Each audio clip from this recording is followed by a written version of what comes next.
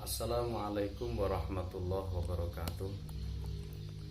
Bismillah, alhamdulillah, wassalatu wassalamu ala rasulillah Sayyidina wa maulana Muhammad ibn Abdillah alladzi la nabiyya ba'dahu, la haula wala quwwata illa billah.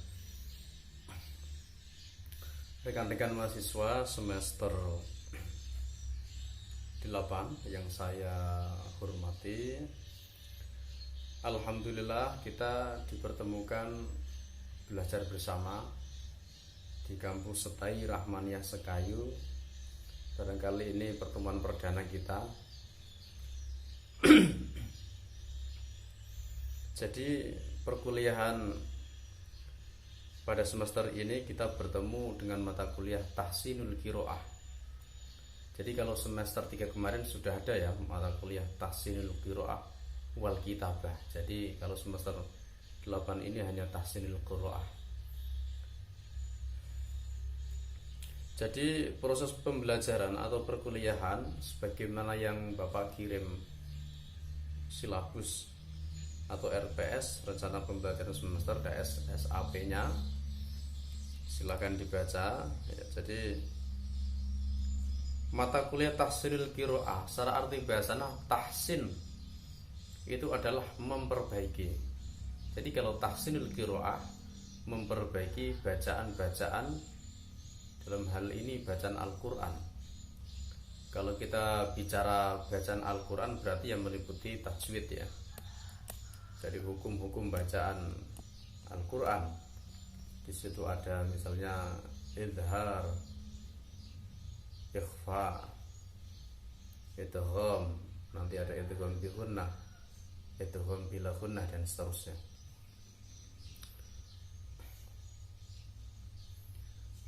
Kemudian di samping nanti perkuliahan kita menggunakan daring, sistem daring seperti yang sudah diatur dalam edaran kampus ya. Jadi awal pertemuan sebetulnya kemarin harus tatap muka. Jadi saya nggak bisa hadir ke Sekayu, jadi nanti berikutnya bisa daring terus ya, melalui yang paling pokok adalah melalui WhatsApp group. Biasanya kalau saya kemarin juga menggunakan Zoom meeting, jadi berkala, kemudian menggunakan Google Classroom. Tapi yang paling pokok menggunakan WhatsApp group saja. Nah, kemudian nanti ada proses perkuliahan, terutama pemahaman materi ya, pemahaman materi perkuliahan. Jadi nanti menggunakan menulis makalah ya. Jadi menulis makalah. Di sini ada berapa mahasiswa, nanti bisa berkelompok saja. Jadi berkelompok cukup 2 orang atau paling banyak 3 orang. Kemudian setelah membuat makalah, kemudian penulis makalah nanti juga harus mempresentasikan melalui video. Jadi video nanti dibuat seperti ini, isinya adalah mempresentasikan, menguraikan isi daripada makalah yang sudah ditulis. Jadi kalau presentasi makalah jangan jangan 1 orang saja. Jadi kalau bisa dibagi, biar masing-masing kelompok juga ada presentasi menyampaikan isi makalah.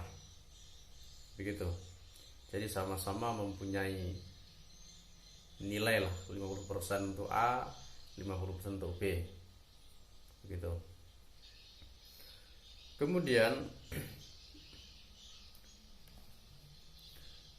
setelah materi teori, kemudian nanti juga ada dipraktekkan, karena kompetensi mahasiswa dalam masalah membaca Al-Quran itu sangat inti sekali. Ini kan jurusan PAI, calon guru agama, atau yang sudah menjadi guru agama, kan malu kalau masa guru agama nggak bisa baca Al-Quran sesuai dengan tajwidnya. Jadi biasanya sering ada, ini kan semester 8 sudah lama lah, jadi saya kira sudah belajar bacanya sudah pada bagus semua. Toh kalau memang ada, harap disempurnakan ya, bisa les dengan kawan terdekat, les dengan saudara yang punya keahlian baca Quran ya. Jadi jangan sampai nanti setelah lulus S1 PAI tidak mampu membaca Al-Quran dengan baik dan benar. Jadi nanti penilaian itu tetap yang paling besar dalam proses kemampuan membaca Al-Quran itu. Kemudian nanti juga ada hafalan-hafalan surat pendek ya, sesuai yang Bapak tulis di RPS, surat-surat pendek.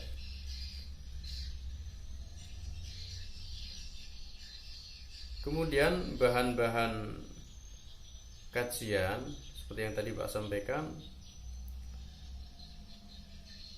makharijul huruf, pembahasan makharijul huruf, sifatul huruf, hukum nun mati dan tanwin, hukum mim mati, kemudian hukum qalqalah, kemudian gunnah, bacaan mat, hukum mat, kemudian hukum waqaf, kemudian yang terakhir menghafal surat-surat pendek, kemudian menghafal surat-surat yang biasa masyhur seperti surat Al-Mulk, surat Al-Waqiah, dan surat apalah nanti surat puasa saja, surat kalau Yasin kan banyak yang hafal ya. Itu. Nanti metode pembelajaran bisa ceramah. Nanti saya menggunakan metode ceramah melalui video seperti pada hari ini. Kalau talaki kita belum bisa memungkinkan ya, talaki itu ada ketemuan ya, jadi bertemu karena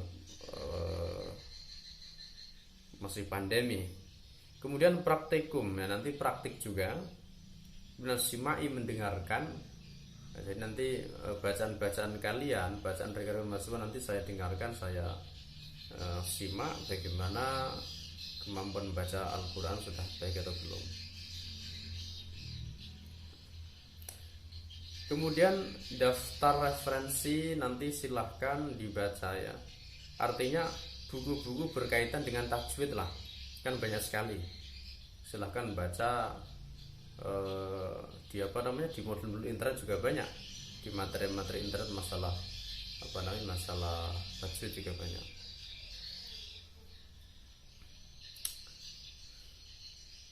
Kemudian adab membaca Al-Quran. Ini biasanya dulu kalau saya pernah mengkaji ada namanya itu karya Imam An-Nawawi, adab tentang membaca Quran. Kitab apa itu namanya? Ada banyak sekali tentunya ya.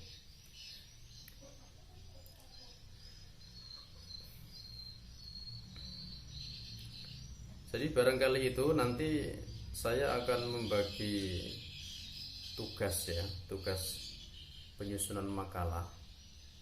Silakan nanti rekan-rekan mahasiswa membuat kelompok sendiri-sendiri, kemudian mengambil judul yang sudah saya sampaikan nanti dan silakan dikerjakan. Dan setelah itu nanti masing-masing berkelompok membahas ya. Jadi setelah pembahasan